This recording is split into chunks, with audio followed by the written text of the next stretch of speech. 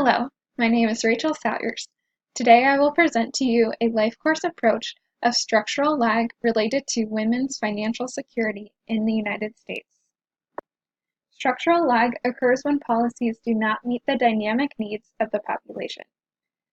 The Equal Pay Act was passed in 1963, which started the push for equal compensation of work. Additionally, Title VII of the Civil Rights Act and the executive branch initiatives encourage fair payment for women and investigate discrimination within the workplace. However, these are outdated policies based on traditional family structures where men were the breadwinners of the family. Now, family setups are more diverse and more women are working. The Equal Pay Act and Social Security discriminate against today's working women and retired women. Evidence of discrimination of women includes the pay-wage gap. As of 2019, overall in the United States, women were paid 82 cents for every dollar that men were paid. This amounts to an annual gender wage gap of $10,194, according to the National Partnership for Women and Families.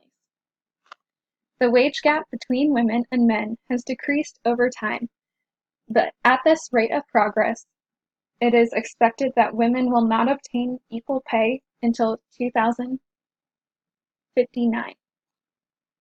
Not only does the wage gap negatively affect working women, but the wage gap limits possible pension and Social Security benefits for women who are no longer working.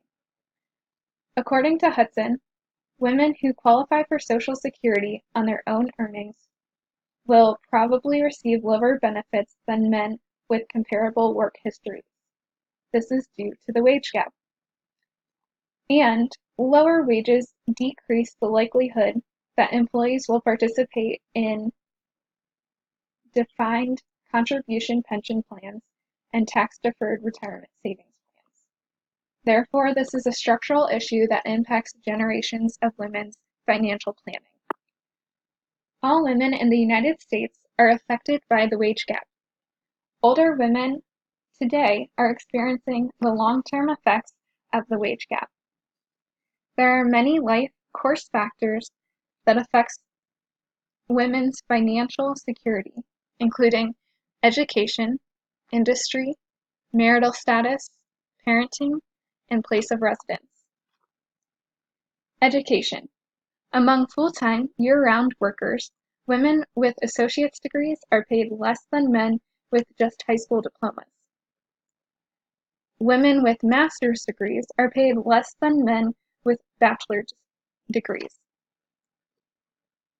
Additionally, comparing women and men with master's degrees full-time positions, women make 67 cents for that of what men make as a dollar. Industry. Women are paid less than men in all industries, but the wage gap is the smallest in the field of education. The wage gap is the highest in the field of healthcare and social assistance. There is evidence that the wage gap is present at each level of leadership within the workforce. Marital status. If women are married and are duly entitled to Social Security, their spouse's Social Security benefits are recognized, and their benefits are not considered. Parenting. In about half of the families with children under the age of 18, mothers are the breadwinners for their families.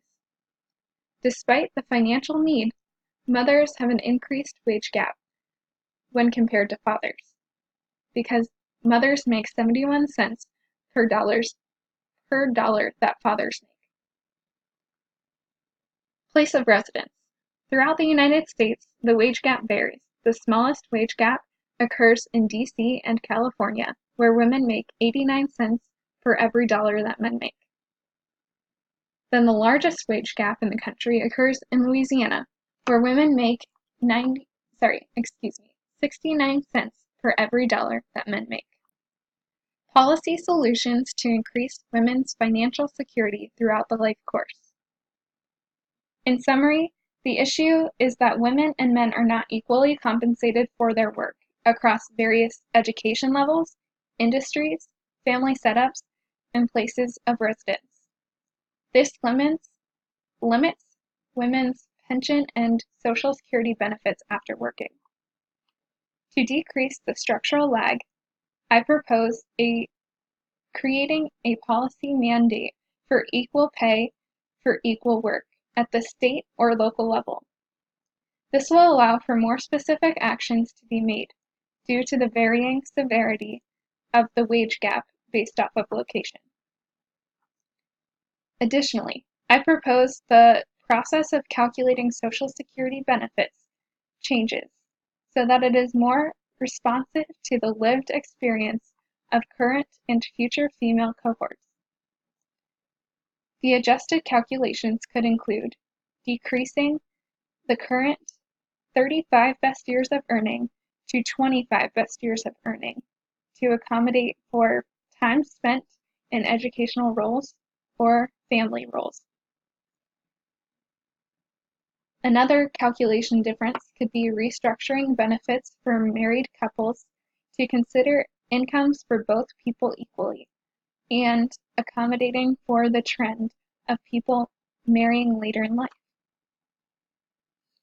By considering the life course perspective, it is clear that the discrimination of women in the workforce has lasting consequences for older women.